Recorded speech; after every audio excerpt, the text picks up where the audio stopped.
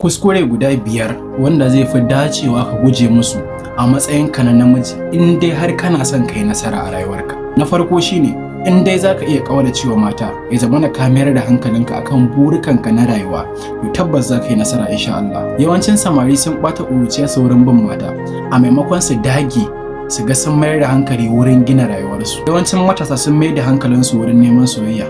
Duk namijin da ya ɓata ƙuruciyarsa wurin neman soyayya wata rana zai waye gari bai cimma komai a rayuwarsa ba. Ka sani mata za su girmama ka ne a lokacin da kake da wani abu da za su amfana ko kuma ka kasance mutumin da ya tsaya tsayin daka ya gina rayuwarsa. Wato abokina, kyawawan mata ba za su taɓa ƙarewa ba, amma idan baka mayar da hankalinka akan rayuwarka ba, lokacinka, ƙarfinka, ƙuruciyarka duk za su tafi a aikin banza ba tare da ka tsinanawa kanka wani abu ba. Yanzu ne daidai lokacin da ya kamata ka gina masarautarka.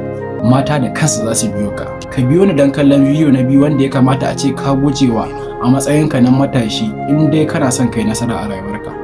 Allah ya samu dace.